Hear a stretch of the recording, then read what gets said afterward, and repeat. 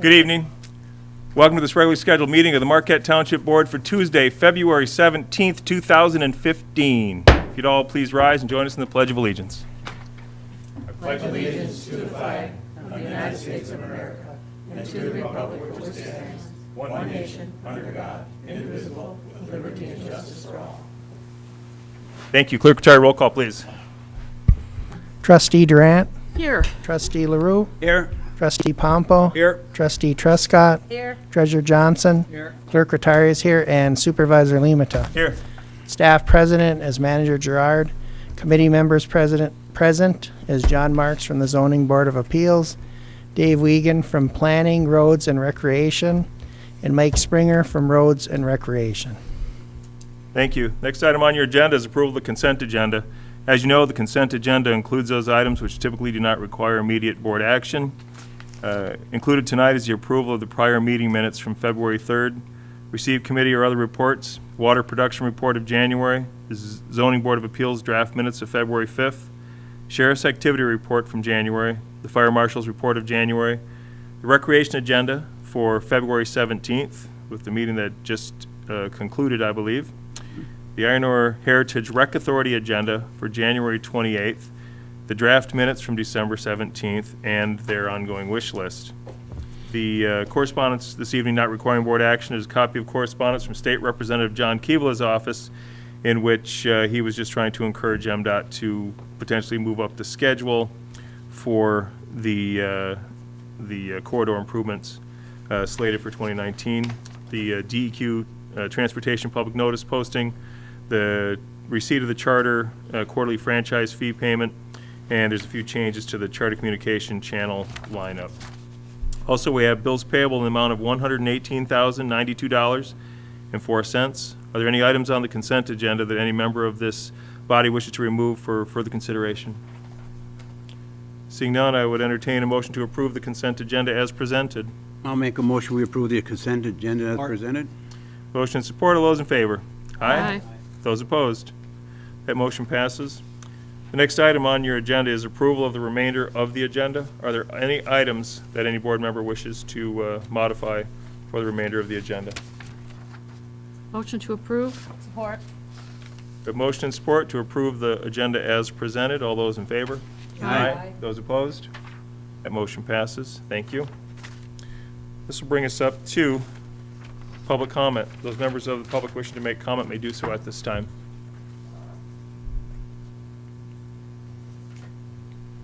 I'm Dave Wiegand with the Rec Committee. Just to give you an update on the warming house. We have it insulated today and the heat is on, so we're just standing around waiting for the frost to come out of the ground at this point. As soon as that happens, and I have no idea how long that's going to take, as soon as that's done, then the plumbers will be in and do their work and cement will get poured. But I will keep you updated. Thank you, Dave. Anyone else? Going once, going twice? Close public comment, move to board member comment. Those members of the board wishing to make a statement may do so this time. Lynn, start with you. Planning Commission would be first. And we received a $575,000 grant. Do I have that number right? For Safe Routes to Schools. Karen Anderson let us know that was part of project work with our planning department. It will cover a 2-mile circle, I think, if he didn't explain it totally graphically, but Werner, Commerce, Venture, Be Old Wright amazing. Street. safe route. To the school, yeah. Yep, that's great. All the way to our corner here. Yeah, Commerce. Okay, so that was the biggest part of the agenda that night. The outdoor lighting ordinance took a lot of our time. We spent more time talking about that after we had talked about it as a board. Capital improvement, we've kind of got the form modified a little bit, so we want to be able to have that for staff when they're ready to have the manager send that out. And we got an update from Lions Field, of course. And just some small little projects that are coming through the planning department. Sounds like we're going to be getting a Dairy Queen in the Target parking lot. And that was about it. It was a short meeting, but lots of discussion more so on the lighting and capital improvement. And I just came from the library meeting. It's very informative. They spent 45 minutes talking about the tax tribunal and the impact it was going to have on their budget. They just received, I think they just got the bill, or at least they got the amount of $30,000 that they need to pay back pretty quickly for Duke, Life Point, and the county, $15,000 pretty much for each one. So like I said, they spent about 15 or 45 minutes on that topic alone, and then when they went to public comment at the end, their public comment is right before all their reports. So there was another 20 minutes, and then I finally left at 1:45. But the upshot of that is that they would like Supervisor Limata to come and do a public presentation to a group that they will put together. So that could mean they'd like to have the school, somebody from the school system or the school board there, and some public officials, probably some, maybe some of the donors to the library, and anybody that would impact them. They've talked about different ways that they can help the cause for the state. I mean, it's our community too, but it's for the whole state. They realize the impact now that it's going to have on everybody, the trickle down. So they, if you can get a hold of the chair, Pam, the chair, Diane, or Pam, in the next, and they'd like to schedule it the next month or so. And they said, do you suppose he would? And I said, I'll tell him he's going to. So Not a problem. I knew you wouldn't have a problem with that. And they'd kind of like, I told them I would probably, because they meet twice a month, and it's our second meeting. It's right before this meeting. So I told them I would try to bring something of an update, and I might even have to start carrying my tax tribunal stuff with me to some of my other meetings, because people are asking about it all the time, and I don't always have the most current information for them. I think they had some of the board members tonight had the impression that this is something that we're going to have to do, and then we'll wait and see what's going to happen if it gets any worse. And I said, well, it's going to get worse because this is just one, this is just the lows. So anyway, that was the biggest part of their whole discussion of their meeting.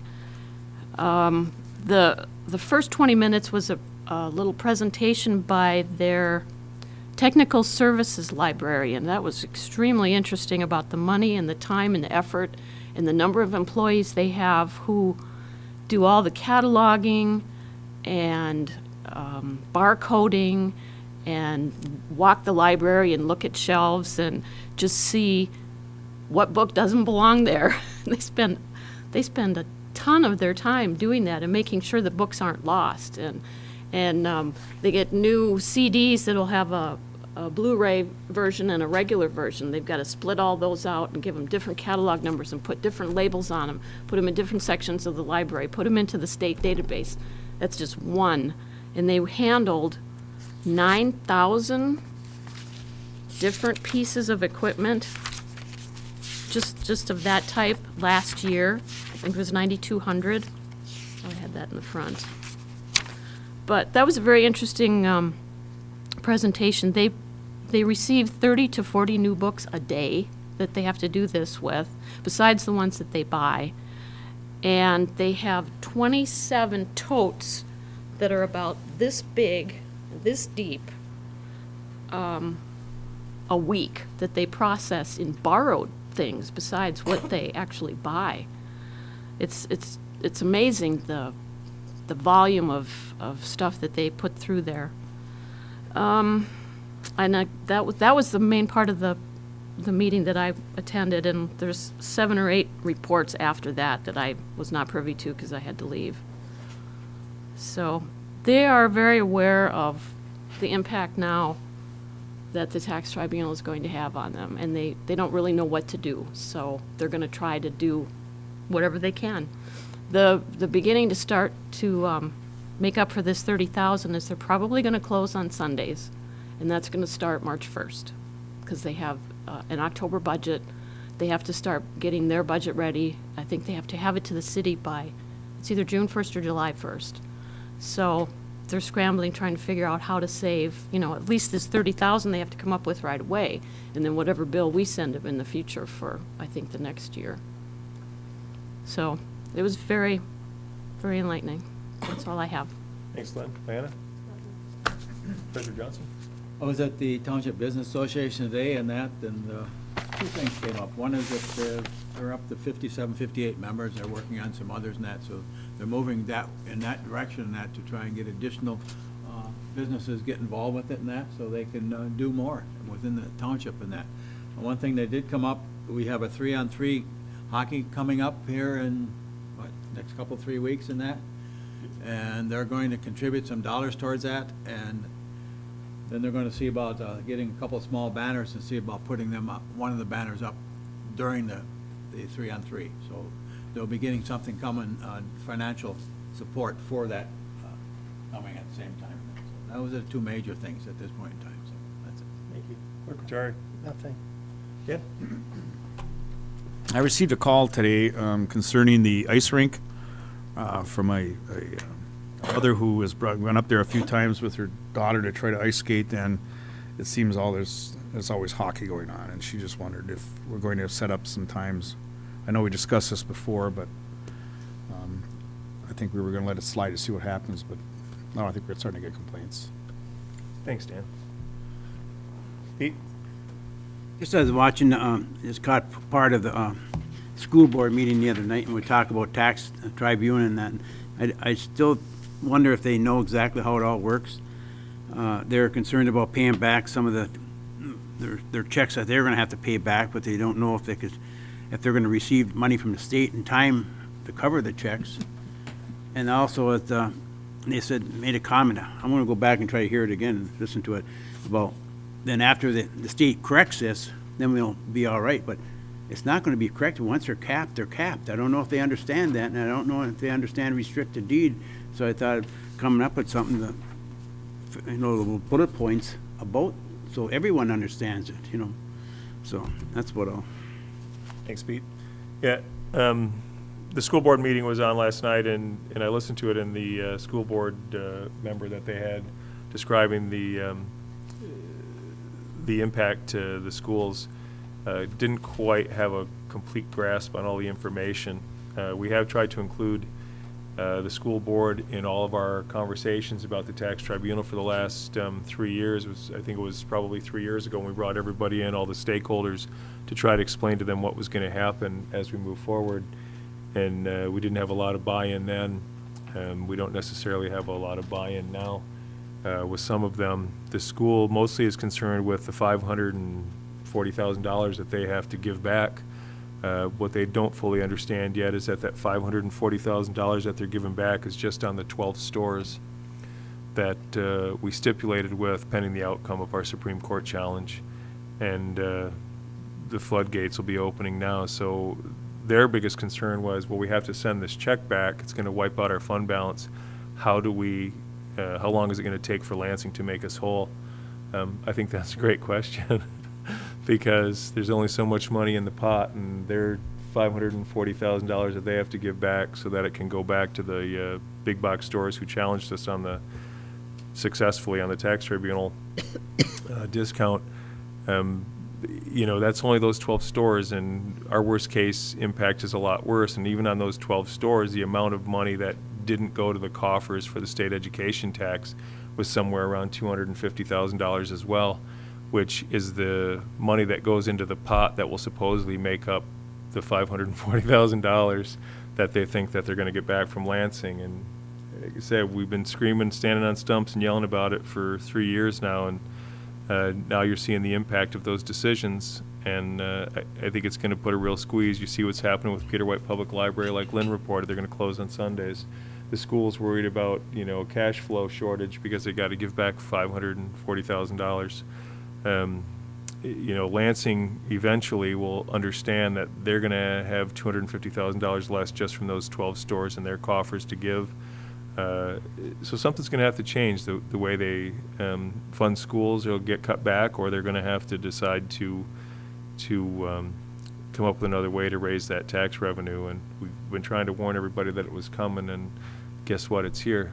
So it'll be interesting to see how it plays out. And I'd be happy to talk to the Peter White Public Library group, or any group for that matter, who all they got to do is take a look at the information that we've presented on it and take a look at county operations or township operations, and start looking and ask what's funded within those, and then you'll start to realize the impact, because somewhere in that funding is something that is going to impact each and every one of us, whether it's trails or recreation or youth sports, the Lions Field softball or ice rink. I mean, those are the things that get cut first.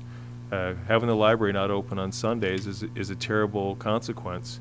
That's happening because of 12 stores in Duke Life Point in the city of Marquette. That's it.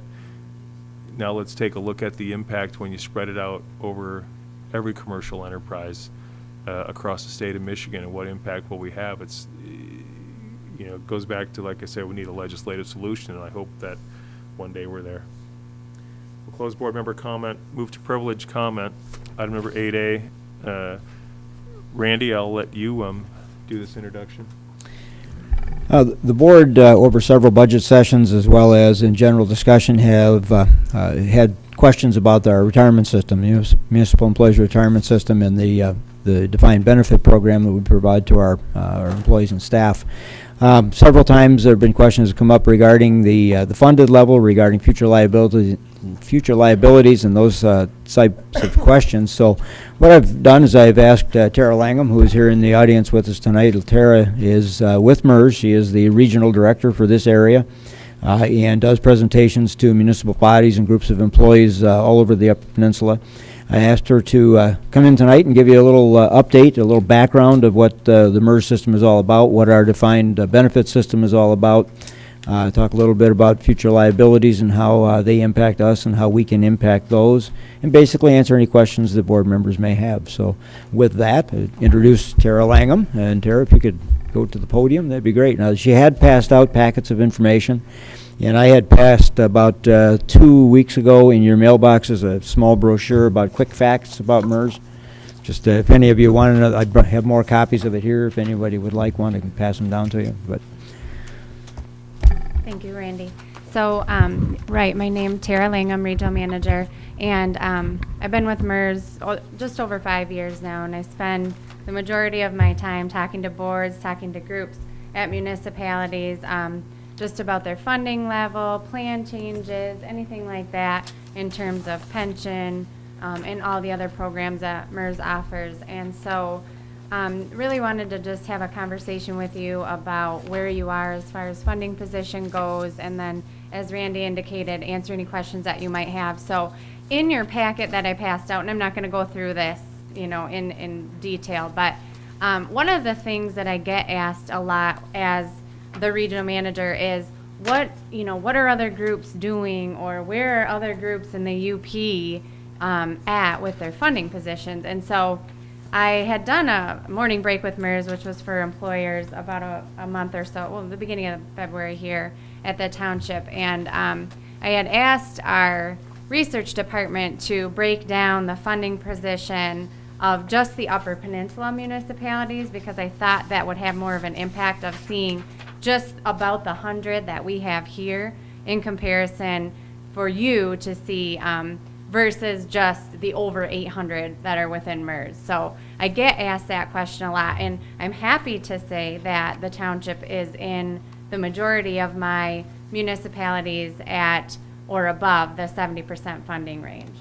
So this is great news. I'm happy to talk to you about that, because unfortunately, since 2008, our economy has had, its challenges. Our municipalities have had a lot of challenges, and so this isn't a typical meeting for me. Usually, I'm on the other end, trying to give them advice as to how to, reduce their liabilities or making cuts and all of those types of things. So that graph in there just gives you an idea then of where the Upper Peninsula municipalities fall. And you can see that I've got, actually, as far as this year goes, just a little over 30 municipalities that are under 60% funded.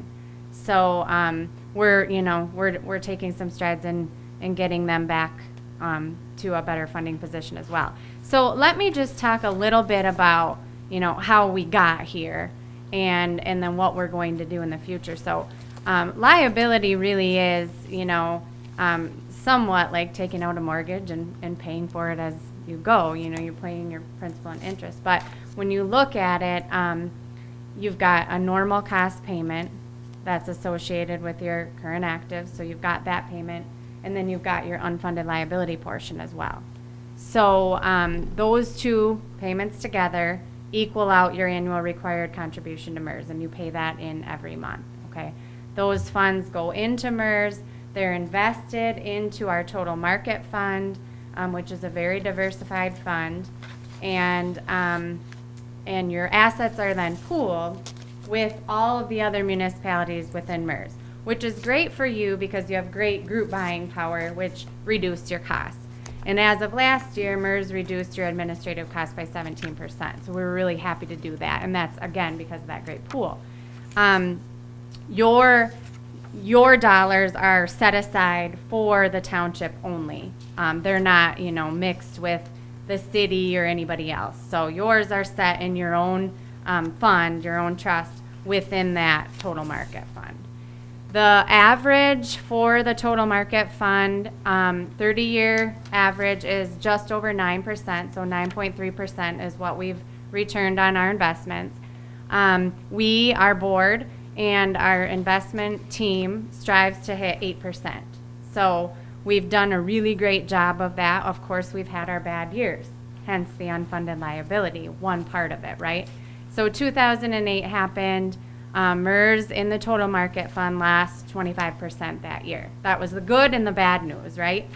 But what's happening then, and that's just one of the assumptions that's not being met, right, that our actuaries are looking at, is that municipalities, because we take a 10-year smoothed average, we don't look at just that year and say, well, in the next year you're going to have to pay in 25%.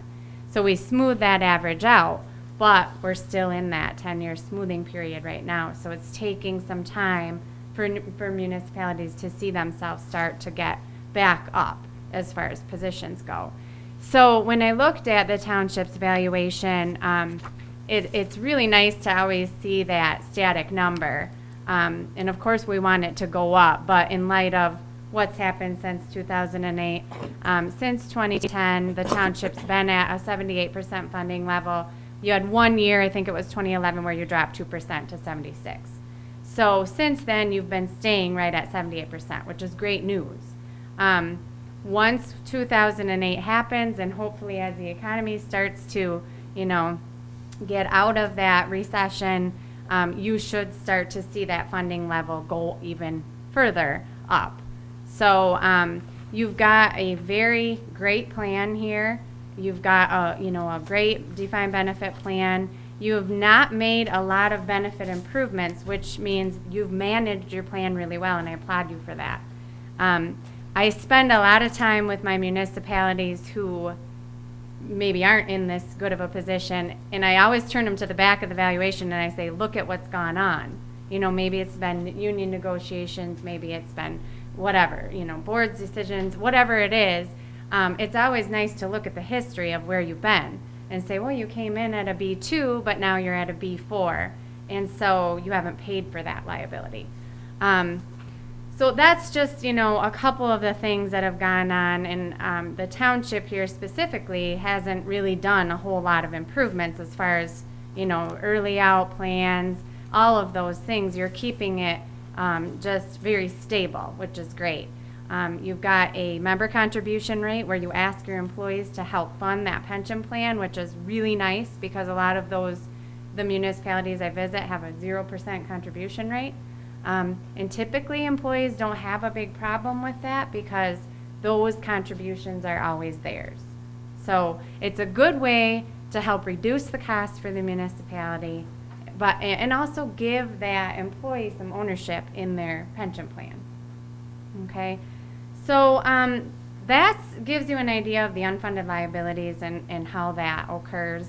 As far as the future of the plan goes, as I stated, the defined benefit plan is always going to gear you towards 100% funding, and that's the intent. Our actuaries have you know, all of these assumptions built in. So we assume your people will retire at age 60. We assume they'll stay to be vested. All of the things, you know, of course, that we can't foresee on a yearly basis, hence what happens in your report. But all of those things then are looking at it as a whole and saying, okay, we're going to try to, assuming all these assumptions are being met and you're managing your plan correctly, we're going to try to get you to that 100% funding. So even without doing anything as far as changes go, I think the township will be in a great position once we climb out of 2008, you know, assuming that you stay where you are. You can't make any benefit improvements now anyway, because now MERS fiscal responsibility policy says you have to be 100% funded in order to give a benefit improvement. So I get both sides of that. I get boards that yell at me and say, what do you mean, you know, why can't we make a benefit improvement? I got my unions yelling at me. And then I get the other side saying, how come you didn't have this in place 20 years ago when we were giving all these benefit improvements? And so we've taken that action and we've said, you know what, we've got to manage what we've got. We've got a lot of groups with liability that needs to be paid for. And so if you're wanting to make that change, you need to be at that 100% level. Okay. Lots of ways to reduce unfunded liability, and they're all in that booklet that is in your packet. Cost sharing, making extra payments, bridging benefits, you know, changing plans, all of those things are options. I don't necessarily think that the township is in a position where you need to make any of those changes right now. Okay. Defined benefit plans, you're going to have new people coming in, and that'll help with the asset and the liability column. So as you get new people coming in, there's still money going into that defined benefit plan, and it will help the overall health of your plan.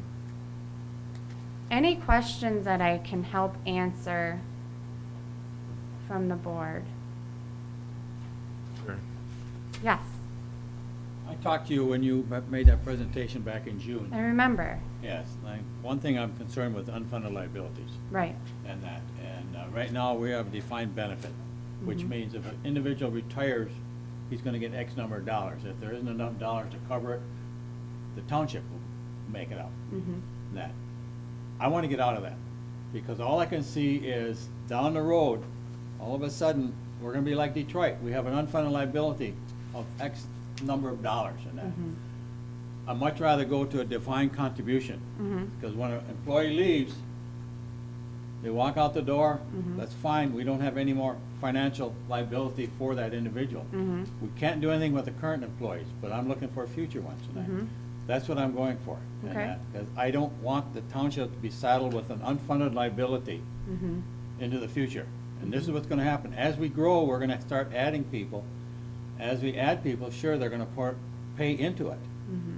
But as they retire, we still got that liability setting that, Mm-hmm. to meet that 100%. Mm-hmm. Because as you said here, that the funding, we're at 76, 78%, so you wanna get to 100%. Right. But if you never get to the 100%, we are stuck with that percent that's sitting there. Mm-hmm. Now, if the market goes down, our liability goes up, and that, and it's an unknown that we're facing that. Mm-hmm. I don't really care if the person retires at 60 or anything else like that. Right. We have a liability coming, this township has a liability Mm-hmm. that's gonna last for years. We have some employees that's gonna retire, and they're gonna probably live for another 20 years. Right. We are gonna be liable for that individual for 20 years to Mhm. make that difference in that. Mm-hmm. We can't do anything about the current ones. Right. I want to address future employees and Mhm. the future liability for the township in that. Okay.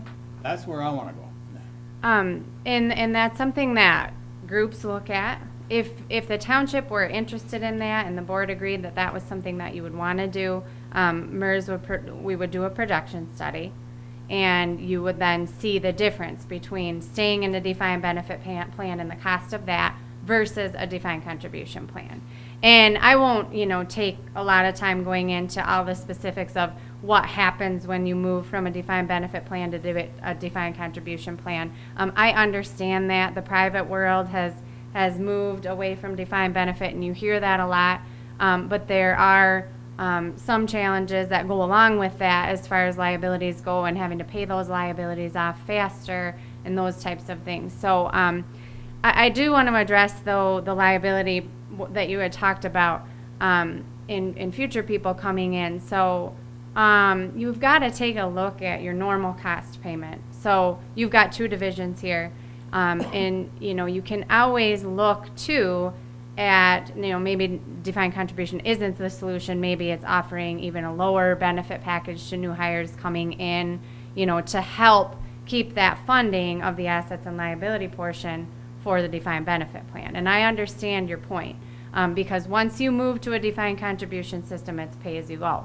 But it also is going back to why are you offering the pension plan? Attraction and retention. You're in an area here where you're going to get a lot of competition. You want great employees. You want to provide a good plan. Defined contribution is a great plan. It's flexible. It's portable. It's just a lot different. So, going back to that liability piece and looking at it, saying, okay, what's going to make sense for the township would really do, you would really want to do some further digging and get some actuarial calculations to see what the impact would be on a 20, 30-year projection. If I may just add a comment here to Treasurer Johnson's question, what you're talking about, some communities have done. They moved wholeheartedly into defined contribution. They abandoned their defined benefit program and went to defined contribution, and that actually created more liability for them. Because basically you have to understand, if you've got, assume our population now is all covered by defined benefit, that won't stop. They will continue to be covered by defined benefit on infinitum until they pass away, until their beneficiary passes away. If you make the move to cut defined benefit and bring all new hires into defined contribution, you will come to a point in time where there are no more contributions going into the defined benefit program funding it. But you will continue to draw from that plan and run it down to a negative figure, which you will then have to fund. That's what the county of Marquette ran into. That's what several other communities have run into. It's a great cost savings in the first 2 years. But starting in the third year, it's an escalating cost going forward. So what MERS has done, and Tara can speak to this if she wishes to deal with it also, it created a bridge program, which is a combination of a small defined benefit as well as a defined contribution, basically, that continues to put some money in towards that defined benefit plan.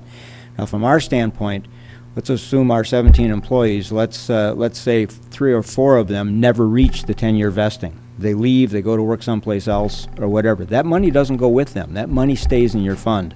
And that's how you increase your benefit. Not everybody is going to stay to be vested, but everything that's been contributed by the employer into that fund stays in the township's fund. They take with them the part that they contributed, but not anything we did unless they vest and then actually reach retirement age. So defined benefit really isn't the evil thing that it's being portrayed to be. What's evil is people are making uninformed decisions, communities are making uninformed decisions and taking knee-jerk reactions that have an immediate savings but a long-term bigger cost. So that's what Tara's suggesting, is that if the township board is in the position of wanting to look at the retirement, definitely have MERS do a cost projection of what defined benefit will be going forward, because you're already funded at 78%. There's nobody knocking on the door to retire right now. You've got younger employees, that have at least 10 years yet to work. No indication that they'll be looking to go elsewhere. And as older employees leave, they'll be replaced by youngers that will continue to contribute. The other thing that the actuarial view will take a look at is right now everything's predicated upon a life expectancy of 80. That's not enough. Actuarial tables are, actual years are indicating that most people are living well beyond 80. So being based on 80 years of age is not effective any longer, and you'll be seeing that changing with MERS as well. So, those are some of the things that the actuarial arm of MERS can very well help with in terms of giving you long-term projections of what those impacts are and guiding you basically in a way to go. And the other thing is Tara mentioned, making changes to your benefit plan. You should never make a change to your benefit plan that you can't fund. And most Public sector municipalities historically have not done that. They've made the benefit change with full intention of funding, but then other pressures come up and they don't fund it. And that's how they get into that issue of low funding levels. Thank you, Randy. So, and I'll clarify on two other points just from, and this is in the book that's in your packet there, cost reducing strategies, and I'm not going to take much more time, but moving to a defined contribution plan from a defined benefit, when you have an unfunded liability, this is what happens is your defined benefit stays, all your current actives would continue to get their defined benefit plan when they retire. You have to remember that defined benefit liability won't be gone until all your retirees and their beneficiaries have passed away. So let's just say, I'm an employee here, I have a 3-year-old and a 1.5-year-old. So if I retire in a couple years and they're 20, 30 years old, that liability is going to go on or could continue on until they're, 80, 90 years old as a beneficiary payment.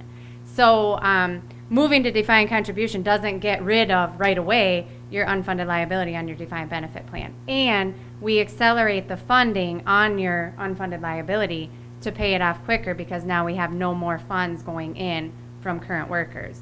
So that's where the projection study comes in. Then you've got your liability to pay for, and you've got your contribution structure for your defined contribution plan. So you're going to be paying two things, okay? Moving to a hybrid plan, as Randy indicated, it's a 2-part plan. It's a very modest defined benefit plan coupled with a defined contribution plan. So it's, giving that employee the stability and that lifetime income stream from a defined benefit plan, and also giving them then a defined contribution plan within it. So it's one plan, 2 parts. With that particular plan, you do not subject yourselves to the accelerated funding of the unfunded liability because there's a defined benefit component to the hybrid plan. So you can commingle the assets and liabilities so that you're still funding and those funds and the assets are still there. You're not closing, you're closing technically your current defined benefit plan for anybody new coming in, but for the purposes of the asset and the liabilities, they're being funded between that new defined benefit component of the hybrid. So there's a lot of options out there, even just doing a lower defined benefit. Offer a 1.7 multiplier, increase your member contributions. All of those things can be done. But again, it comes back to what is your intent, why are you offering the plan, and what do you feel would be a fair plan in your marketplace? Any other questions I can answer? Okay. Thank you so much. Ernie? I like when you talk about doing that plan or doing that. Yes. I, as a board member, would like to have that done just to see what it comes out to be. Okay. And that too, so. The projection study? Projection and that too. Okay. Along with the hybrid and throw that in there, how that all works together. Mm-hmm. So, Want to do it now, or we want to do it when we're closer to negotiations, open it back up from a, what do you think makes more sense? Well, certainly, before we get into negotiations, we get the board to have those figures and determine what direction they want to give to the negotiating team, but we're still 2 years out, Yep. basically, from negotiating, so I would suggest that, hang on, maybe in 2016. Take a look at it in 2016, Request it. unless you want to see it earlier. that would be fine, but if we get the plan get this information ahead of time, and we look at it, can we move new employees to it and keep the old ones in the current plan? Looking at things like this here, because if you wait until negotiation, 2 years away, so we hire one person or 2 persons or whatever it is, we don't know what the future is going to bring. So I think we have to be in a position to make some decisions. We may make no decision once we see the documents and the information that do, but if we go that way, so. Let me just for the projection study is $700 to see the projection study to move from defined benefit to defined contribution. Study is only good for 1 year. For new hires coming in, if there's a union, it would have to be negotiated on. So it's something that, if you pay for the projection study now, but it's going to be part of your union negotiations, you may want to wait until that that's something that, can go along with your negotiations. that'll be a decision that you will have to make as far as that goes. Are you telling me, because remember this, if we want to get some additional information laid out, it's going to cost us extra number of dollars?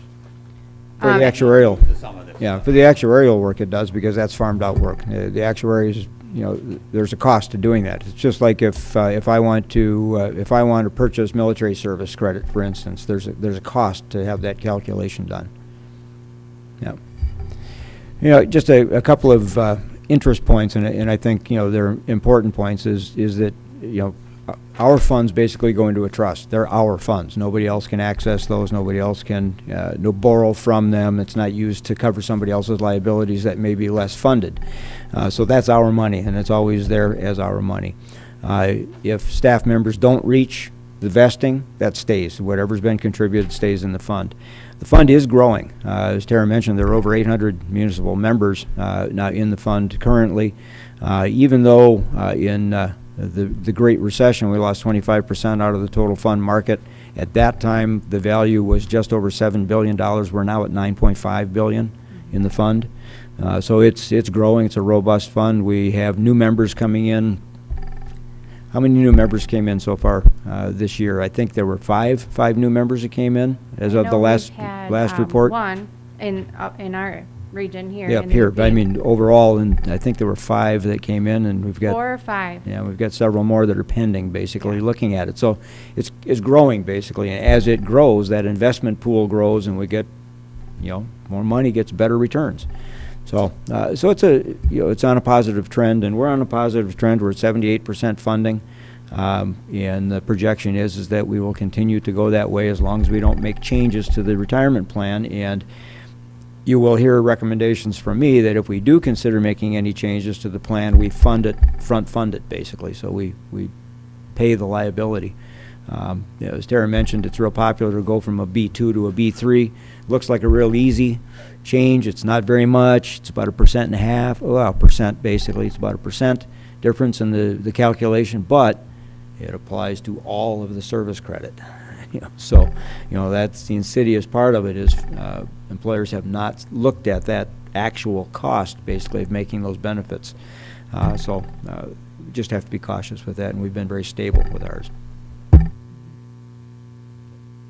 Follow up with it, Ernie. I've made some notes on it. We'll make it as a future board discussion. Okay, fine. We'll have discussion on it. And Terry did hit a major point. All of our staff are covered by collective bargaining agreements, so, you know, you don't independently have the ability to make that change to decide that new employees are going to be defined contribution that has to be negotiated. Other questions? Thanks, Tara. Thank you all. Have a good night. Thanks for coming in. Going to move to the next item on your agenda is 9A, unfinished business. It's a review of the 2013 to 15 strategic agenda. I put this on your agenda this evening because we, in the old building, we used to always have it hanging over our shoulder on some of the things that we were going to complete. And because of that, I think we had more ownership in it, with the idea that, you know, we need to be responsive to the folks. We said these are the things that are important for us to work on. If you look on page for those goals, develop, adopt, and implement an action plan for township road repair, expand and execute on a recreation plan priorities, community enhancement, sense of place, enhance the safety of the township, and maintain fiscal health. I just thought it was a good time, especially with 2015 here, to do a check-in. I don't expect that we're going to jump in and update and decide what we're moving on, but I wanted to get it back on our agenda. I think it needs to be on our agenda over the next few months. This was our goals for 2013 through 2015 while we're here. I think there's some things we still need to do here, but are these our hot button goals for right now? Have they changed? Are we moving forward? And I think it'll be time for us to schedule a meeting outside of our normal meeting windows, just to have a little more time to talk on where we're going, what's the community been telling us, how we doing on our recreation plan, invite the interested parties in once again, and make sure that we're working in the way we said we would. I think that in a way we accomplished, you know, and moved forward on a lot of these goals. without really having them hanging over our shoulder, which is good. We did have some goals in here that we were able to have some excellent folks who wanted to pick it up and run with the ball for us, but I wanted to put it back on the agenda and just open it up for board discussion. We had these 5 things that we said were the most important things over the last couple of years, and are they still the most important? How do we feel that we did? Are we feeling pretty good about our progress to date?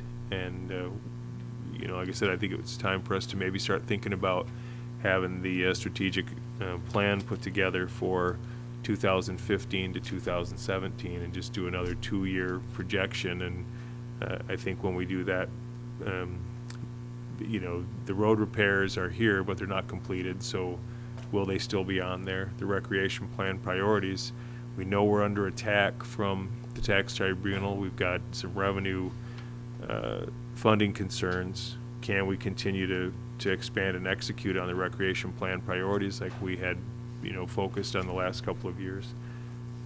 What do you think? I'll leave that up to board comment. Ernie? Well, looking at these, and I looked at them before, and you put them aside and go back and look at them again and that.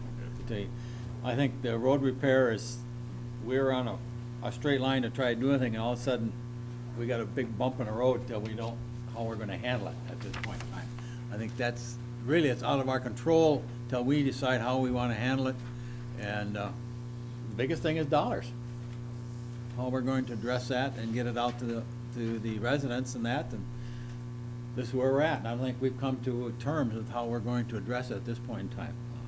As far as the recreation plan, I think internally within the township, with the Lions Field and that, I think we're moving relatively quickly, and that may come to a slower pace as far as funding is concerned.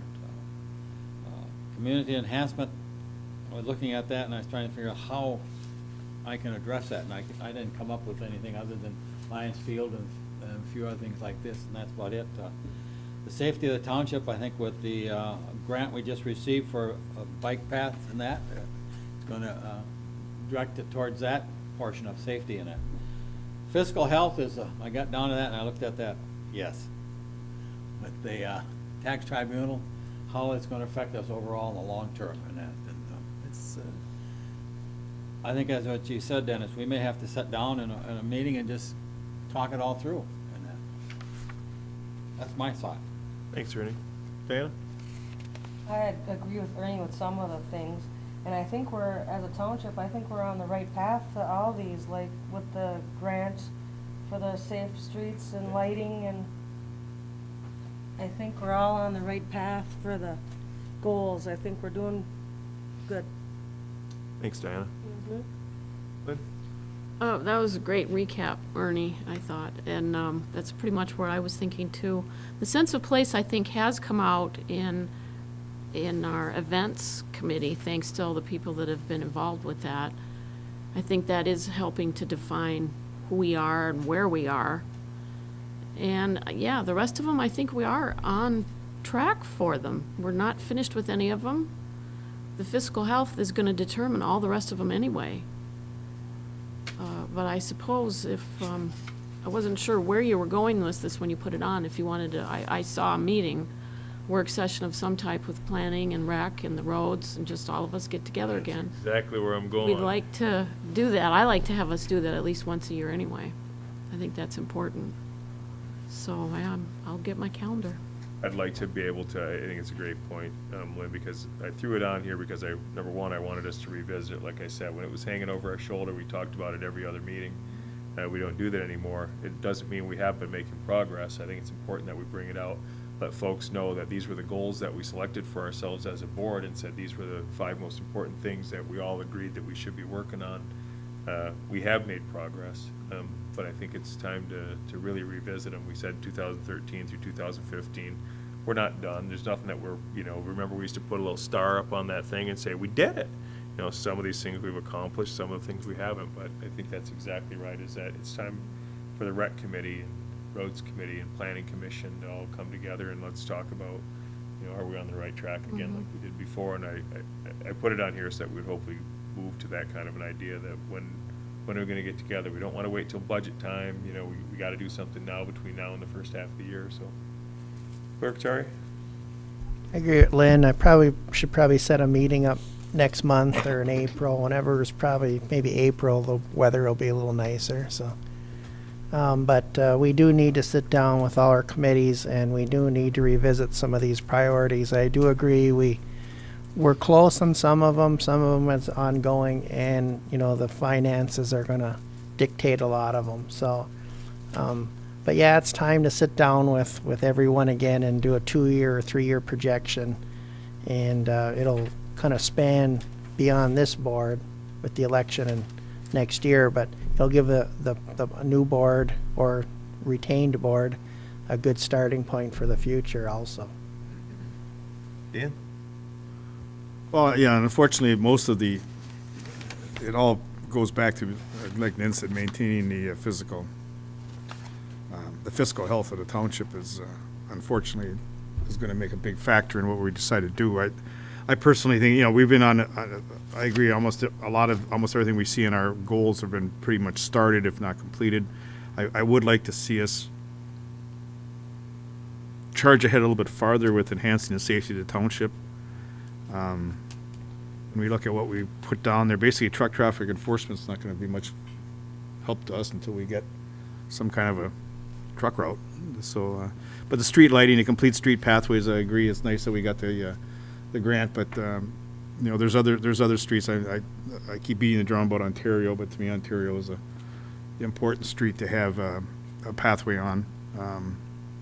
Enhanced street crossings, you know. But I think this is probably one of the ones that we're working with the planning commission concerning the street lighting ordinance now, which I think will be a big step forward. Hopefully, we can move past that. But like I said, again, everything is going to all depend on the financial,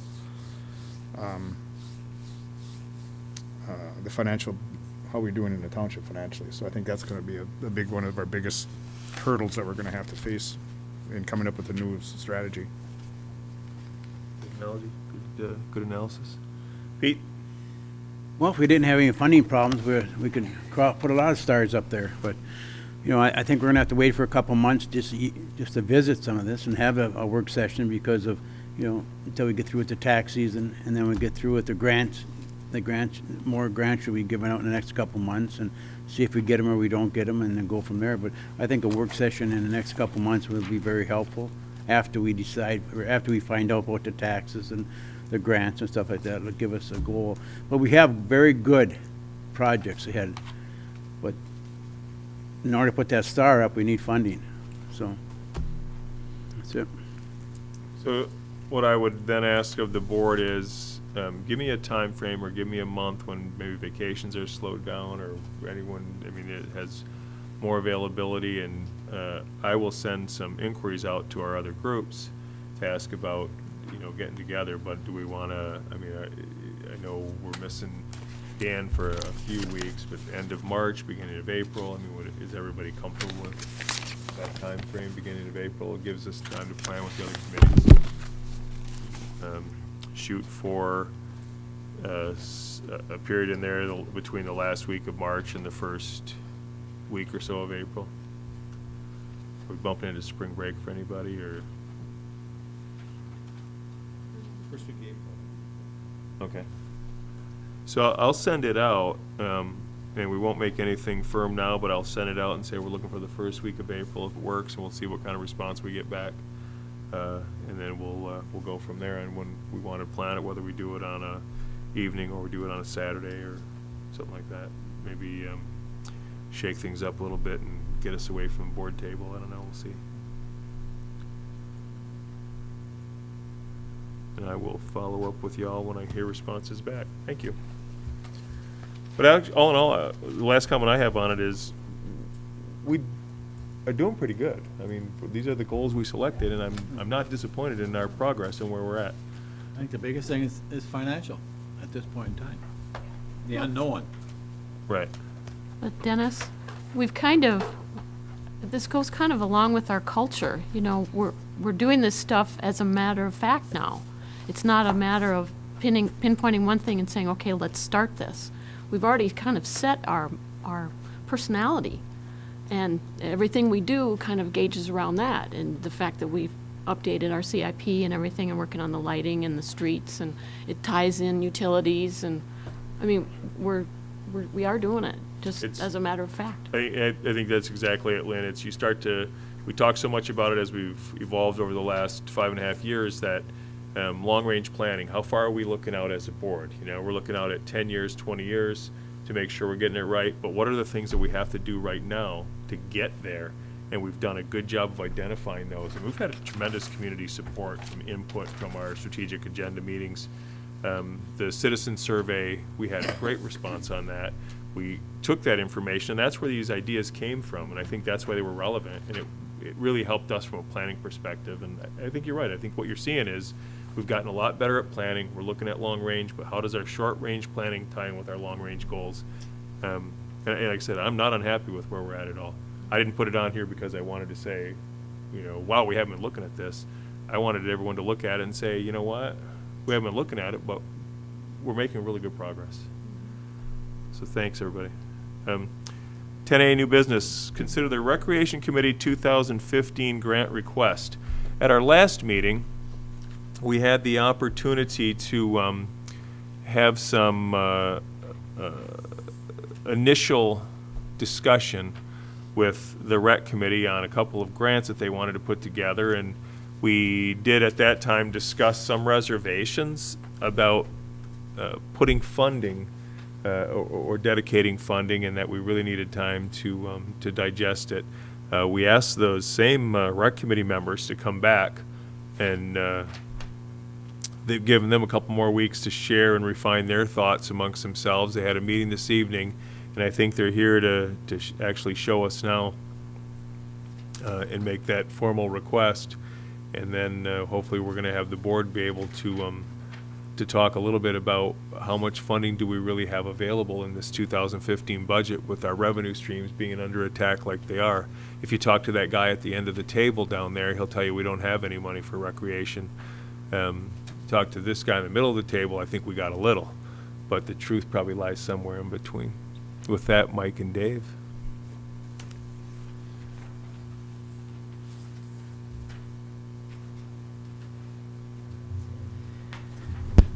Thanks for the introduction, Dennis. Let's see here. Get this guy to work. Assuming we're going to go like this. Okay. Dave Wiegand and I are here tonight. Mike Springer. I'm the chair of the Rec Committee. I live at 206 Eagles Nest Road. We're here tonight on behalf of the Rec Committee. You have a very active Rec Committee, as you already know, and you're going to see more about that. But the first thing I want you to do is I want you to look at this image, and I want you to think about this image. I want you to dream about this image. Because first, what is that image? What's the name of that thing? What that, The algebra. Venn, Yeah. It's a Venn diagram, There you okay? And what does it represent? It represents in the middle here, this is, you have three different circles here, and they intersect, and this is the part that is mutually inclusive. That's where it addresses all the issues of all three groups. And where does it come from? Where does this image come from? It comes from our master plan. And this is where we combine social, economic, and environmental. And what we're going to talk about is sustainable development tonight. And we're going to talk about something that's sustainable, and it addresses all three of those. And that's why one of the things I want you to do, yes, sir? the mic. Oh. Hold the mic if you wanted to get on the Come on, recording. Brian. You Thank can you. record. One of the things I want you to do tonight, though, is to take that tax tribunal hat off. I know it's a hard one to take off, but Lynn has talked about sense of place. You mentioned the citizen survey. We need to look at what the citizens want. We want to continue with that sense of place, and the two projects that we're proposing will help do that tonight.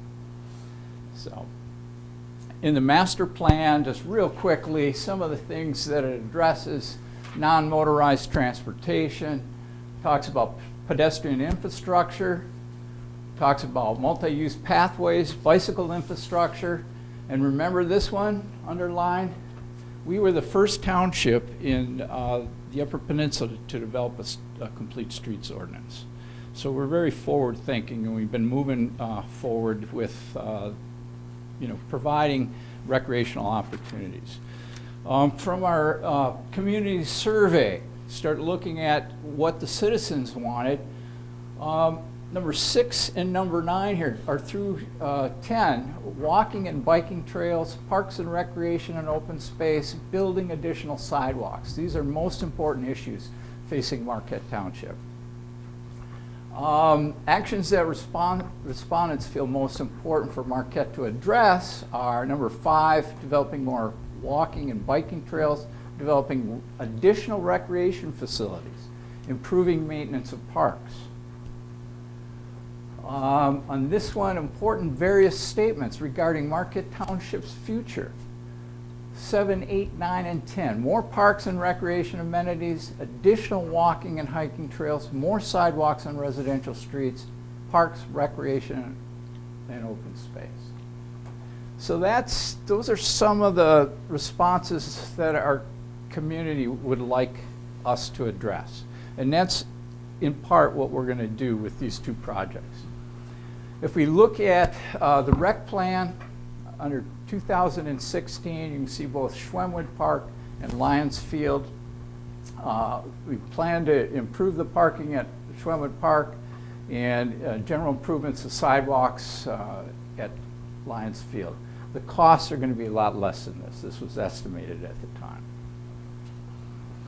So we have a window of opportunity. Once a year, we have an opportunity to apply for state grants, Michigan Department of Natural Resource state grants. And that window closes on April 1st, so we're up against a short deadline here. But it's an opportunity for us to take whatever money we do have and leverage that money, and in this case, practically be tripling the money that we invest, or not quite tripling it, but and this is the only opportunity that we have each year to apply for these state grants.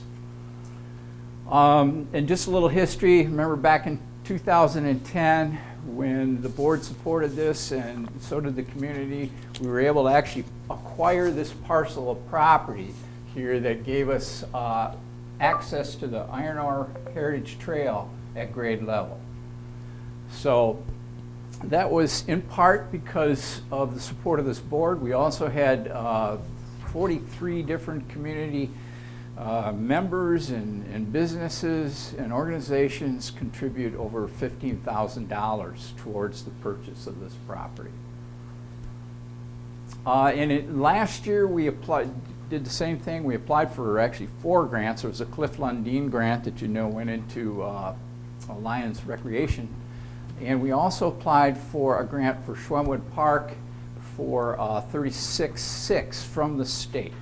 And that was matched totally. There was no cost to the board. That was matched totally by the Iron Ore Heritage Rec Authority's $25,000. Actually, we used $12,000 or $13,000 out of that. And this is a recent development. I know Mr. Wiegand prepared the site, and the Iron Ore Heritage Rec Authority put this in, and this is at the actual the trailhead where it meets the Iron Ore Heritage Trail. Now it's time to talk about what our plans are. So, Mr. Wiegand?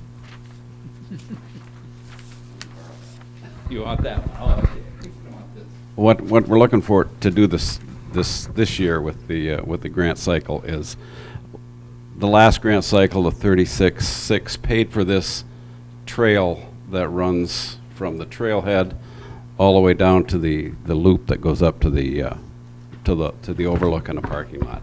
What we're trying to do this year is we're trying to get a grant that will improve the parking lot and improve this trail that goes up to the overlook and make it ADA compliant. The cost of that is going to be $71,600.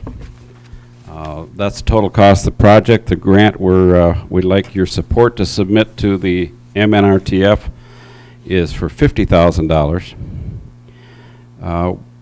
The matching funds of that, we plan on using $12,000 of that balance that's left over from the Iron Ore Heritage Trail Rec Authority, leaving us with a balance of $9,600 that Marquette Township would be liable for.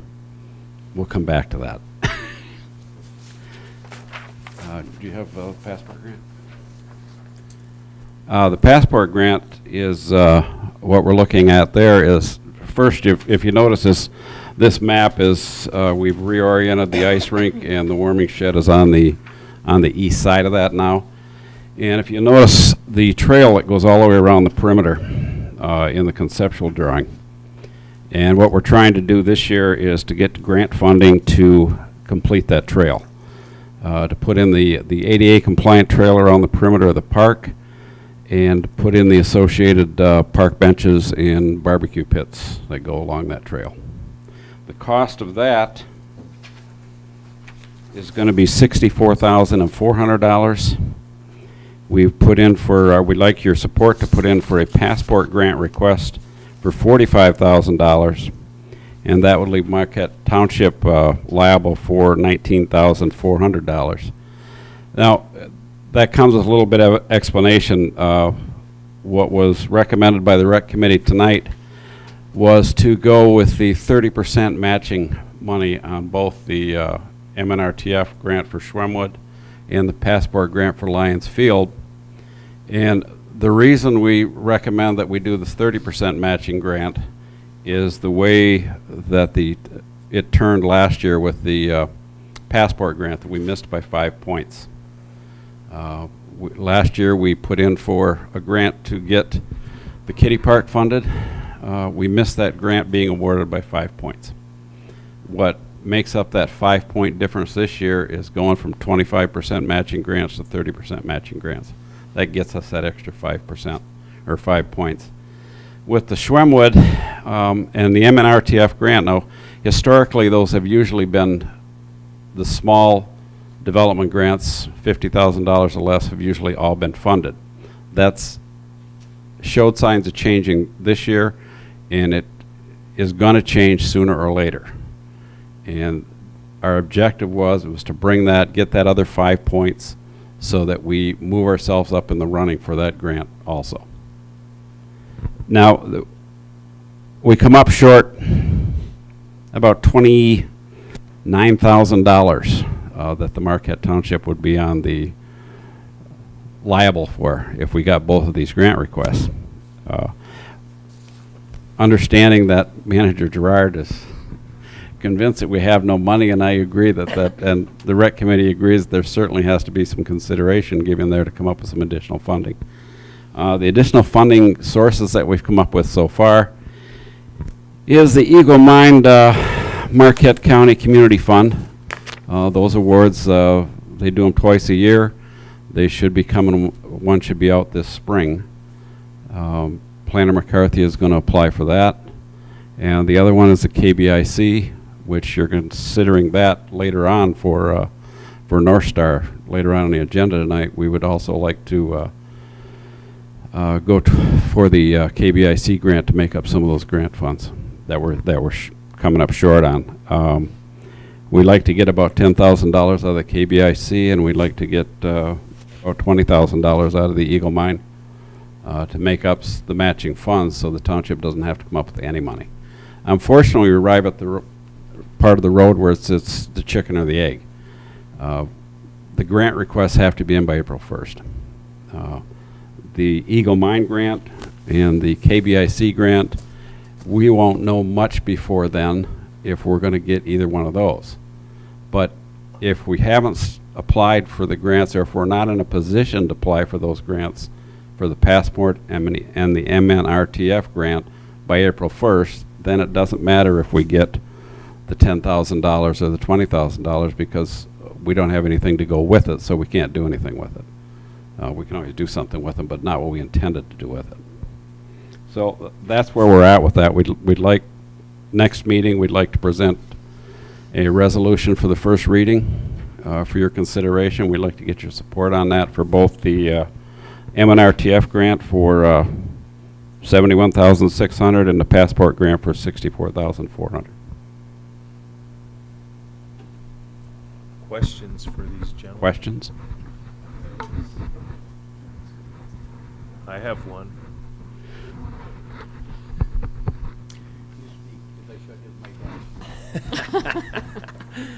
First, and I've asked this question, and I don't think the answer will be different, but I'm going to ask it again anyway for edification for all participants.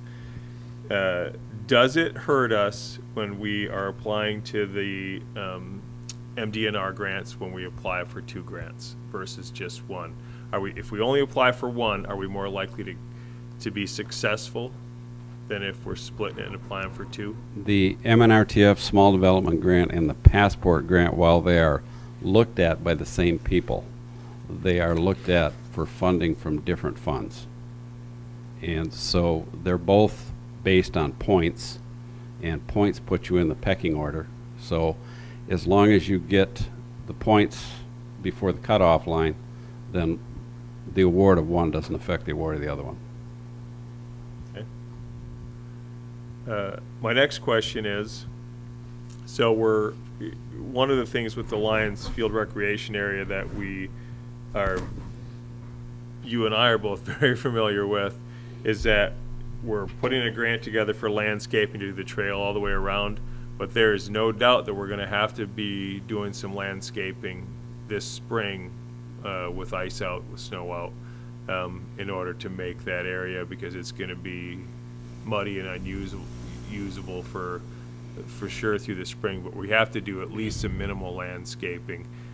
Your plans for this grant and the dollar amount that you came up with, have you taken that into consideration? A good portion of the landscaping that needs to be on Lions Field, which is primarily the west half of the field, that has to have something done with it. Most of that is associated with this trail that goes around the perimeter. While the rink is rotated, the trail will kind of be rotated with it. And a lot of the landscaping that is needed there now would be covered under the pathway and the park benches. Not all of it by any means. There's some right up next to the ballpark. There's going to be some costs there, but it's going to be a lot less if we get the grant as opposed to if we don't get the grants. Did your landscaping take into consideration anything that we might have to do with the installation of the new equipment over at the kiddie park in the spring? No, nothing in there.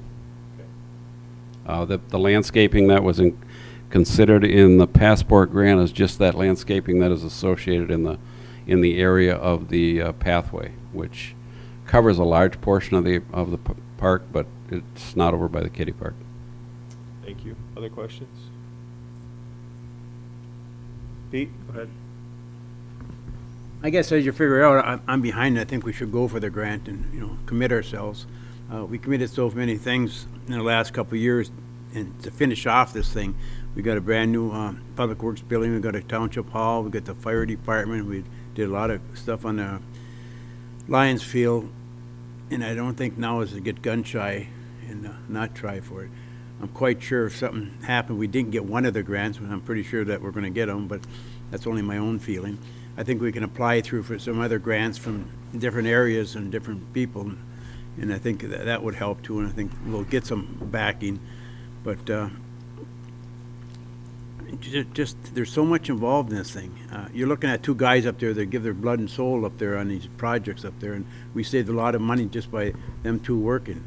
There not too many people can work with them because they holler so much, but they give a lot, and it's not the time to sit back and say, well, maybe we shouldn't. I think we should be very responsible for what we do and be careful of it, but I think we should go for it, because if you don't go for it now and we get the grants and we get funding from other sources, it's too late to apply for the grant. So, thank you. Thanks, Pete. Ernie?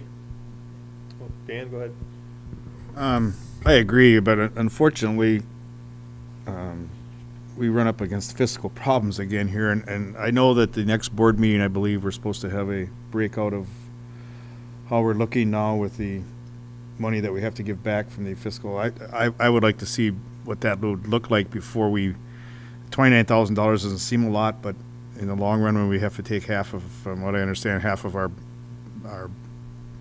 fund balance from the general fund, $29,000 would be to me, an interesting part. So, I mean, if we can find $29,000, that's fine, but you know, and hopefully we would get the grants to cover that 29, but I think if we go ahead and we don't get those grants, we have to look on the most worst case scenario thing, that we didn't get the grants and now we have to come up with $29,000. So I think that's something important that we'd have to really look for first.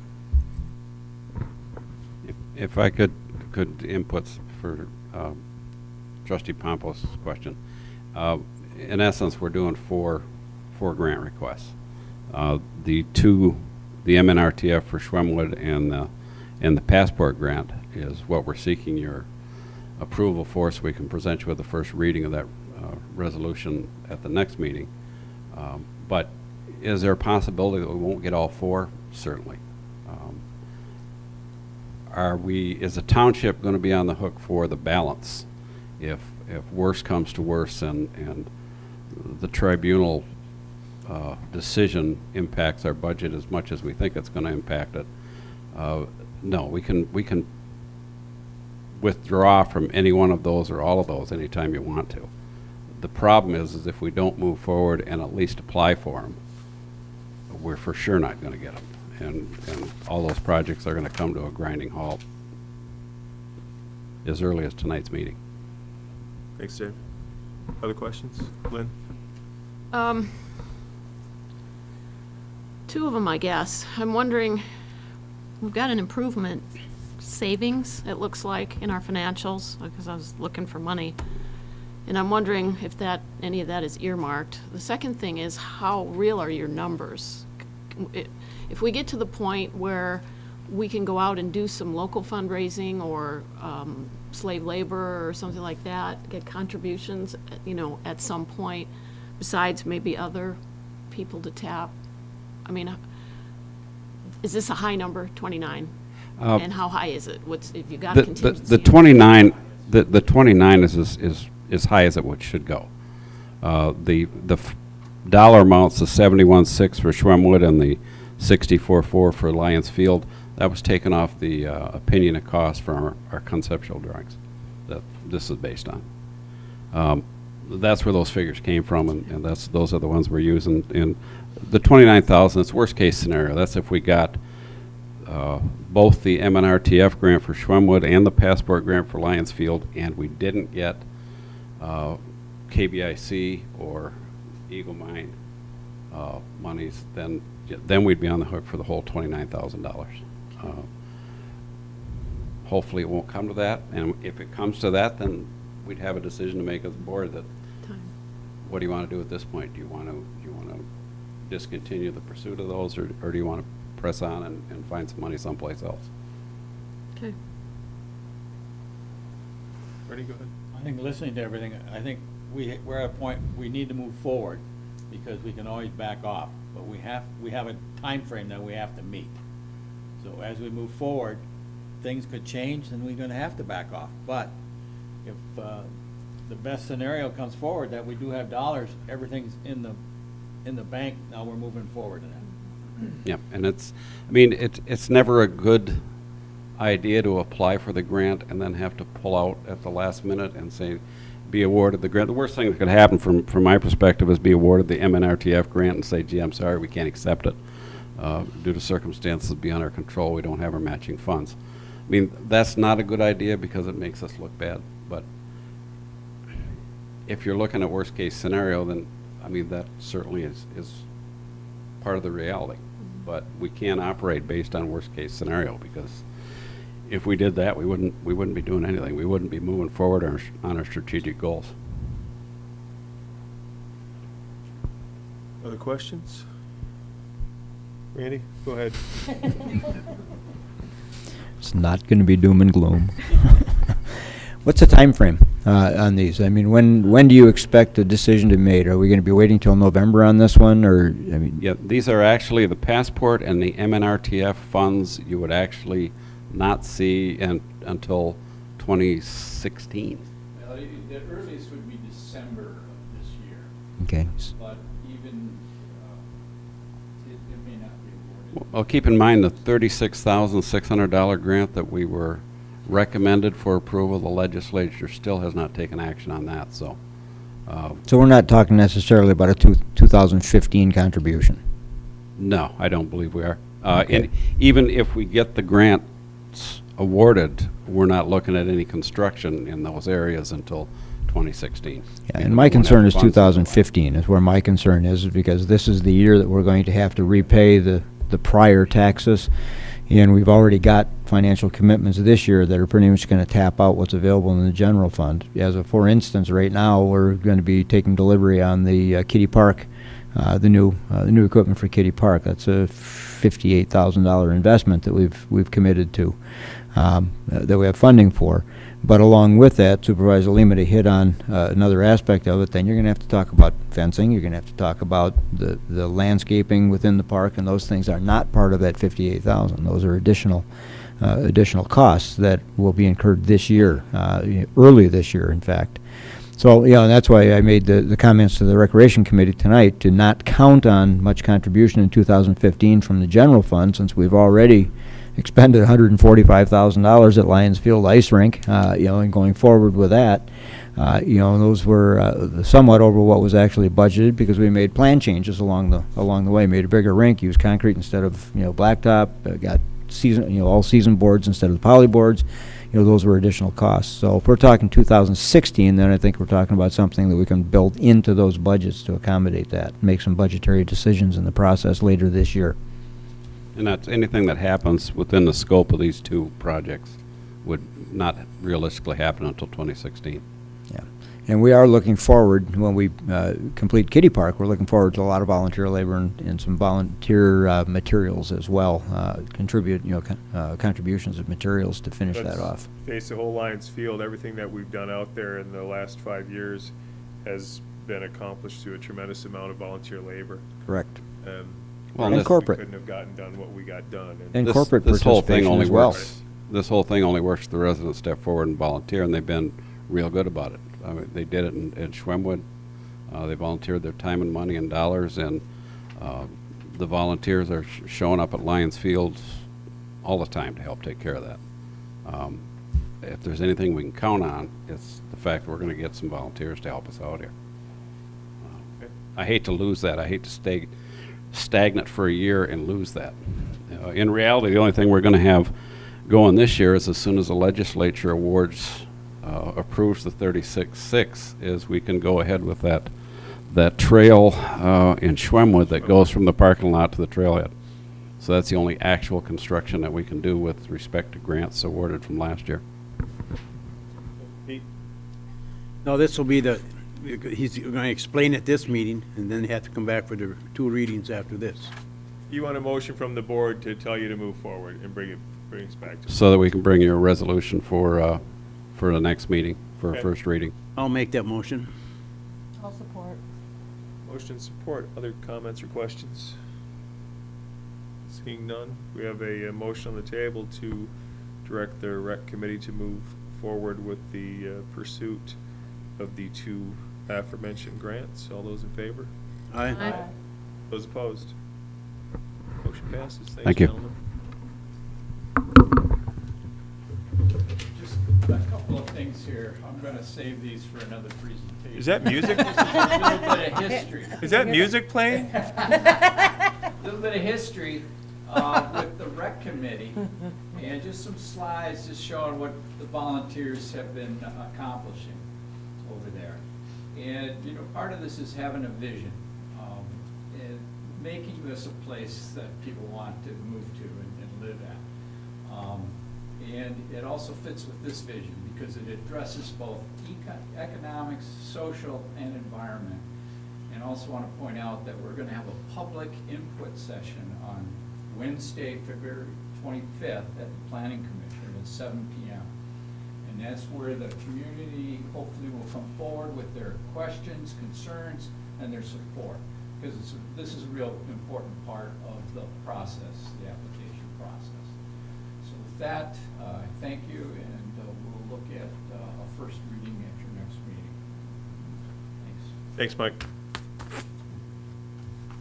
The next item on your agenda is 10B, consider budget amendment number 2015-02. Clerk Rattari. Present to the board. Present to the board budget amendment 2015-02, and this the short of it. It's for the election coming up in May. It is going to be reimbursed by the state of Michigan. So basically, I just need to look for approval to expend those funds, and then we'll look for reimbursement after that election. So I'll make a motion to approve that budget amendment. It's a $4,000 change. Motion and support. Any questions? Seeing none, Clerk Rattari. Clerk Rattari is yes. Trustee Pompo? Yes. Trustee Durant? Yes. Trustee Truscott? Yes. Trustee LaRue? Yes? Treasurer Johnson? Yes. Supervisor Limata? Yes. Motion carries. Thank you. Next item on your agenda is 10C. Consider UP Engineers and Architects engineering proposal for water main upgrades on Ontario Street and Allen Street. You do have a transmittal in your packet dated February 11th from Kirk Page, Superintendent of Public Works, who is in attendance to explain to you his request. Superintendent Page.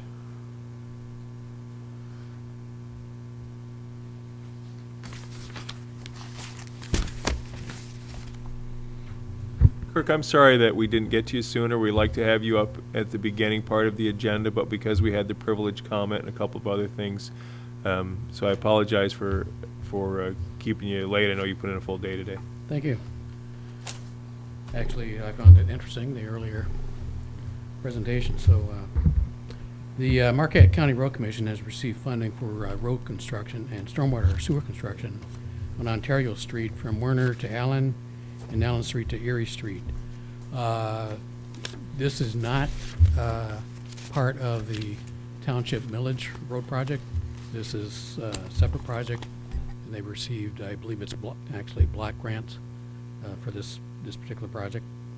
Although I believe part of this is in fact on your Millage Road project, so that can be deleted now. UP engineers and architects have been retained by the Road Commission to provide engineering of the storm sewer.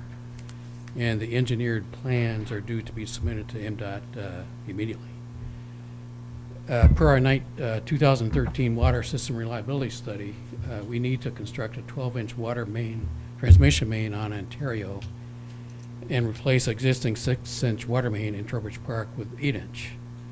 On this particular project, we'll be replacing valves and hydrants and installing gate wells on 3 blocks of existing 12-inch on Ontario, and replacing valves, hydrants, and 8-inch water main with 12-inch water main on 3 blocks of Ontario, and replacing valves, hydrants, and 6-inch water main with 8-inch water main on Allen Street.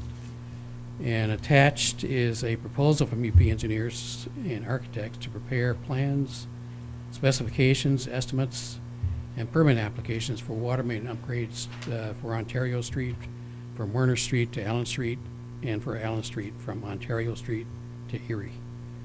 And they will also coordinate with the Marquette County Road Commission to have the water main plans and specifications included in the Marquette County Road Commission Ontario Street bid package.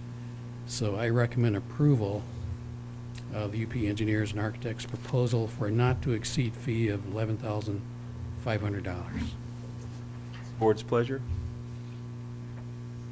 I'll make a motion to approve that. Second. Comments or questions? No, it's again, with that project, we're gonna have to do some upgrades on that street, and this is the first part of that process. Pete? Kirk, on that Ontario Street, was the problem with drainage for Allen Street going into Dupra's yard, was that ever addressed or even talked about? I don't know, I wasn't part of the discussions, Okay. but the building storm sewer basically is going to address All right. I just wanted to bring that out and just make Water sure, because that was on a that street, so topic a that's while probably part back. of it. So, all right. Basically, they're moving water, it's going to be piped, I mean, it's not going to be, Right. discharged into ditches the way it is now. All right. I'm pretty sure that was because that's been an issue with the road commission for Right. several years. So I'm pretty sure that they're trying to resolve as many of those as possible. And following up on Trustee Pompo's comment, they are going to put a pathway along the first part of the project is up to Allen Street. The second part is from Allen to Wright Street, which would be the following year. So it's going to be basically the 2 years before that'll be completed, but at least they're working towards it. I know Mr. Duprez came to address us and discuss that. It's been a problem for years, so I just wanted to bring it yeah. out and make sure. Thank you. Actually, I should point out, this particular funding cycle is a 3-year funding cycle. So it'll be 3 years before any additional Ontario Street work is done by the Road Commission. The road commission. Other questions or comments, Ernie? If I'm reading this right, are they going to start construction this year? Not necessarily, though. The funding has already been approved. What's happening now is everybody in the state, is submitting their plans. Then MDOT will come up with their, basically, priority list. Everybody will get the money, but it could be as early as this year. It could be as late as next year. Okay, the other question is, we just got a $275,000 grant for pathways. Is that going to be coordinated in with Ontario Street when it's done? No, that's the school area. Yep. Just the school area? Yeah, it's a Yeah, just- 2-mile circle. So it won't go Commerce. far down as Ontario. It's direct. No, that grant was just a Safe Routes to School grant, and it's just right around North Star Academy. Other questions? Seeing none, we have a motion and a second to approve the request as presented from Superintendent Page in the not-to-exceed amount of $11,500. All those in favor? Aye. Those opposed? That motion passes. Thanks, Kirk. Don't go anywhere. The next item on your agenda is 10D. Consider the Trowbridge Park Low Pressure Force Main Project Phase 2 Fair Avenue Contractors Pay Request Number 5. Superintendent Page. This is a pay request basically for the Fair Avenue project, which, as you recall, we added to the Trowbridge project. And the pay request is for $32,172.12. And that's pretty much the completion except for the retainage and the punch list items, which actually the project was so late that we don't even have a punch list yet, but we will have a punch list. But essentially, this is going to be approximately 95% of the total cost of the project.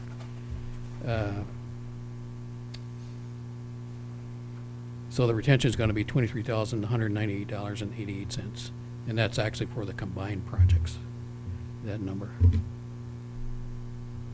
And it's been approved by the, and recommended for payment by the North Country Engineering. You got 2 memos here, they're both exactly the same, but That's what I was going to ask. the first one, I just added an update on the Trowbridge Park project. It now has 15 homes connected, and we've collected $45,259.09 and billed for $976.55, and there are going to be more connections in the spring. Basically, we just ran out of weather.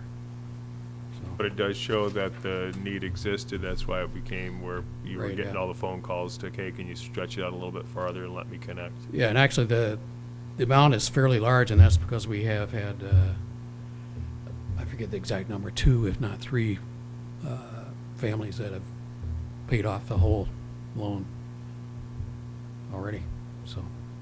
Right. And we added 15 new homes to the township sewer. Great. Ernie? When you talk about 45,000 at this point in time, and you got some of them that's paying off over a number of years, what Right. percent of this is on the total project, total cost factor, will we get back on that? Do you know offhand? How much money will we get back? Up Yeah, from what connection percent? fees. For the connection fees, what percent of the total project Ultimately, we'll get 100% back over time? over time. Okay. Right. Because we're not requiring everybody to connect unless they have a failure, which is, getting more and more likely. I mean, there've been a number already. or the property sold, and that's also happening. So, in fact, there was one, if not two, homes that actually got in that situation. You know, they're actually closing right at the same time that they were getting their connection notice, so. Other questions? Seeing none, somebody care to make a motion to concur or deny with Kirk's request in the amount of $32,172.12? I'll make that motion. Second. No other questions or comments? Motion is to concur with Kirk and recommend the payment to Overstar Inc. in the amount of $32,172.12. All those in favor? Aye. Aye. Those opposed? That motion passes. Thank you, Kirk. Thank you. The next item on your agenda is 10E, consider funding support request.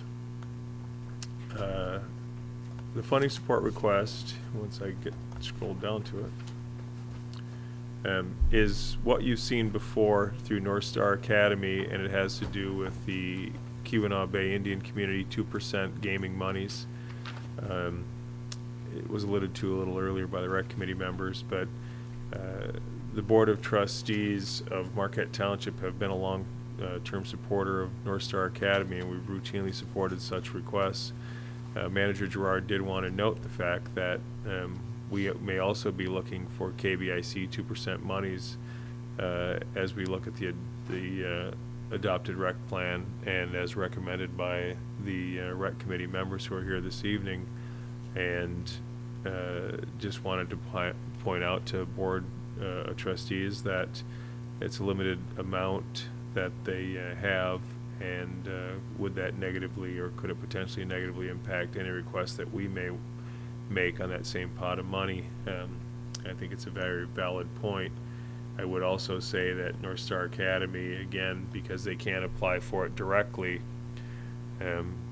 as a school, that we've always sent the letter of support to go with it, and we really act as a pass-through agency for North Star Academy in getting these grants for them.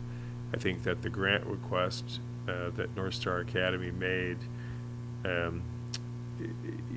is very valued. It's only $4,000, but what that does for the kids over at North Star is provide a 1/2 of the one additional day to have student counseling services made available. Right now, the demands, they only had 4 days of funding, and they wanted to increase the counselor to full-time by adding that 5th day per week.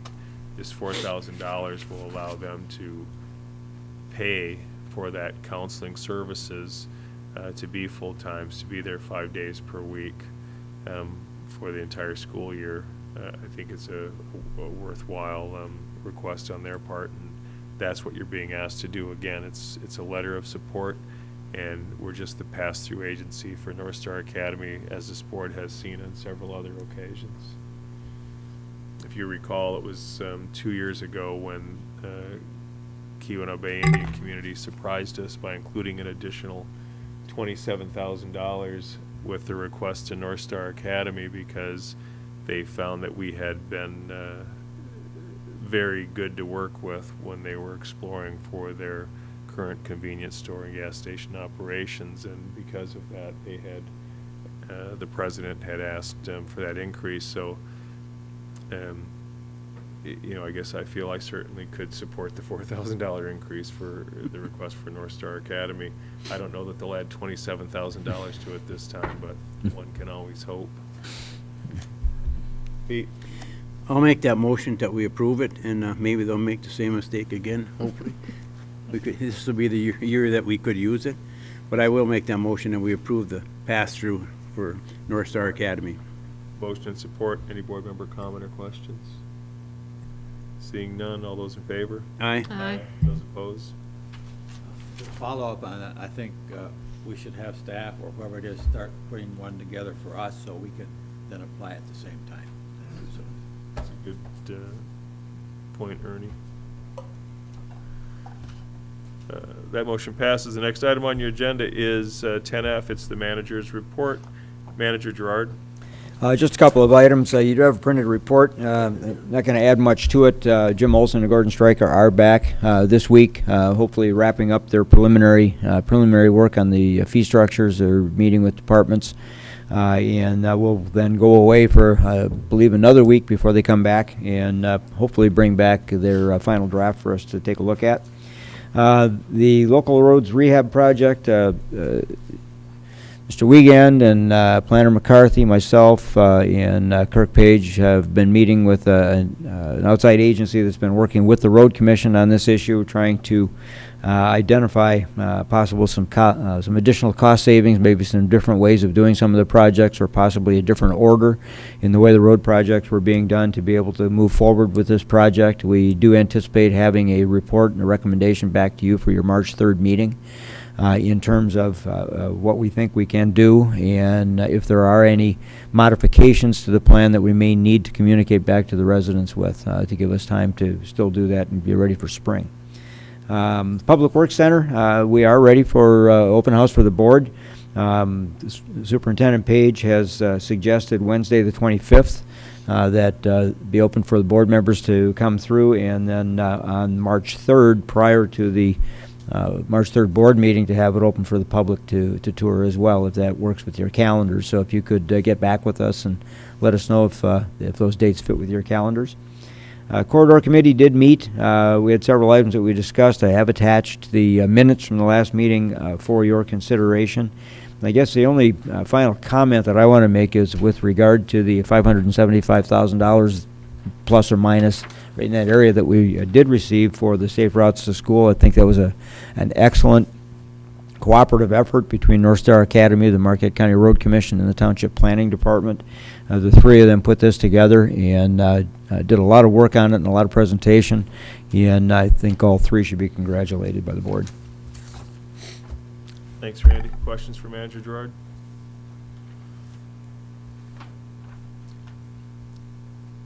Seeing none, we'll close the manager's report. We'll move to the second public comment. Those members of the public wishing to make comment may do so at this time.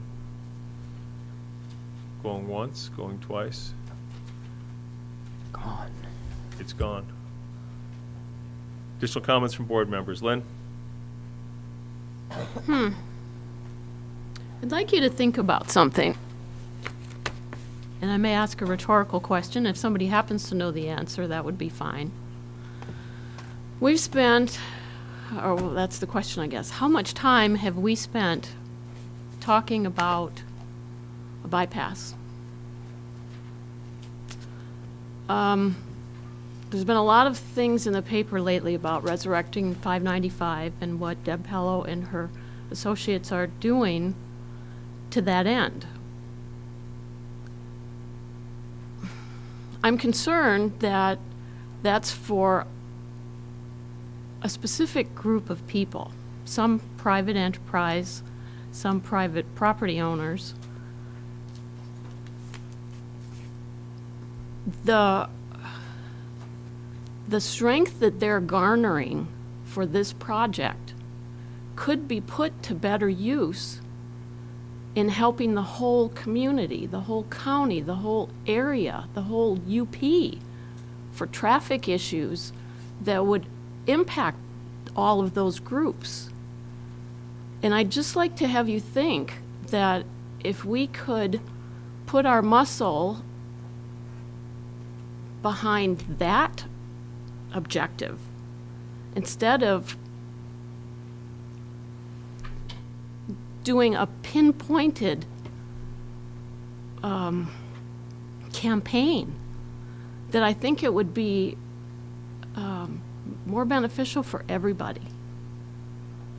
If we had $500,000 that we could put toward a study of what would be the best, that would be, we've said for how many months, how many years, where would we come up with $500,000 or $800,000? We couldn't do it.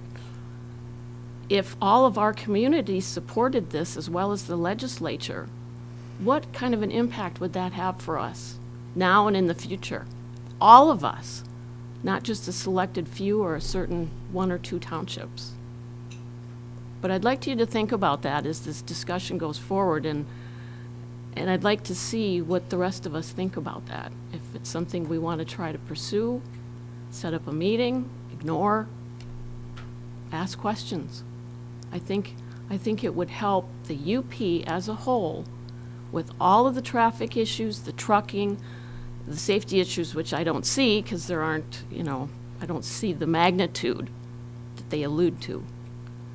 It would help business, it would help the truckers, it would help the mine, it would help, everybody.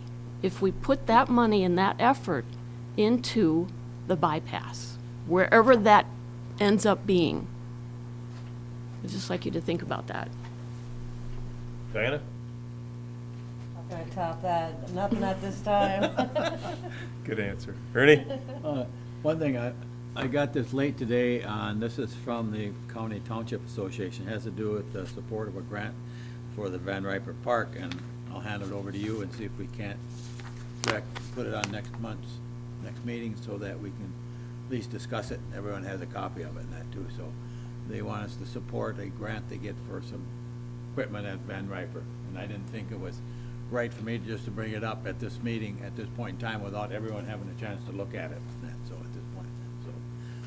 To follow up a little bit on Lynn's discussion, that I have pros and cons on it, and that part of it is where the dollar's coming from, how it's gonna be used in that, and the one question I had all the way through that 595 is, once it's there, built, and in operation, who's gonna maintain it, and where is that money coming from?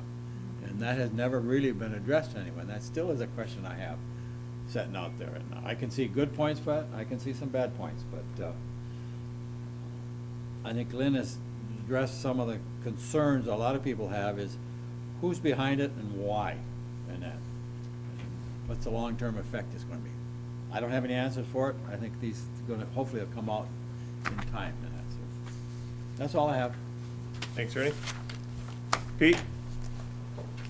I just want to know, I've asked MDOT and I've also asked the Road Commission to give us some little clarification to explain the funding that's going to come, we have to vote on the millage and that for the highway, 1% and stuff. They're just they're not clear on that yet, and they don't want to say anything yet until they get it right from Lansing. And I know Lynn, when he talked to Lieutenant Governor, he'd give you something, but it wasn't exactly, and it was kind of cloudy. And everybody else is about the same, they're still waiting for a clarification on that, so as soon as we get something, then we should give it to everybody, because it's going to be important to explain that to other people because of our road project also, so, thank you. Thanks, Pete. Dan? I just want to go back to my comment initially about the ice rink for times. Are we going to look into that and get it at least published? I wrote a note down on an action item, Dan. Okay. I'd really like, I wonder if they would be willing to make a suggestion, like of what times they would typically use it, or if they go with friends, because that would help us to try to pinpoint it down rather than just put a hard one out there and then we're putting it out at the wrong time that they're not using it. But I think it's really a key, and I think you're right on, that that was one of our biggest concerns, and we have to have it available for open skating. And if they would like to suggest sometimes it might work for them and their friends, whatever, we could at least start with that and then adjust accordingly. Pete? I've talked to a couple of people who are similar to what Danny said, that people turned around and came back, and I asked, what's a good time for them? And they suggested sort of after school until about 7 o'clock, in that area right there, because Okay. the kids gotta be in bed at 8 o'clock, and, this particular one's had 2 girls going up there, and I asked them that question, and that's what they sort of suggest, so. Okay. Thanks. Clerk Chari? Yeah, Friday, April 3rd will be your last day to register to vote for the May election. That'll be a 30-day, that's 30 days before the election, so. Also, I think we need to get back on track with our board policies. We were we had several things happen in the last few months, but we're gonna try to, Supervisor Limata was putting a draft together, and we have not gotten together yet to look at that, and maybe we can get together in the next month or two and look at that, because it has a few things in there that could be addressed for the board members that we should move forward on, that I've had some questions of as of late. So I think that's an important item, and we can hopefully move forward on that. Thanks, Randy. The only thing I've got is the events committee's working on a 3-on-3 tournament. It's been kind of fluid as we tried to figure out when the best weekend was to do it. I believe that it has been firmed up for the first weekend in March out at Lions Field. They're still working. They were trying to find a team that maybe would be interested in doing some concessions out there, setting up a tent. We'll provide electricity. The warming shack will not be open and available by then, I don't believe. But they will have, they want to do, I think they had room for 16 teams, you know, for this 3-on-3, they can do 2 rinks. They'll split the rink and you'll do 2, so you don't have a goalie, but you have 1 sub player that's included. I know they have room for teams to sign up, but the event committee wants to put it on. It will have some live radio out there, and it's kind of a way to kick it off and get people to come out, and folks who haven't seen the ice rink, the township has made, kind of give us some free publicity out there and give it a day for some kids to get out there and play a little hockey. As we get more information, I have seen a draft of the posters, but again, it was fluid as they were putting the thing together. I believe that the date is firmed up to be the first Saturday in March. I'll confirm that, and as soon as I get more information on it, I'll send it out to the board, and we'll get it posted up on our Facebook page and website. And with that, I will close board member comment and entertain one last motion to adjourn. So moved. Second. A motion, a lot of support. All those in favor? Aye. Those opposed? This meeting is adjourned. Thank you.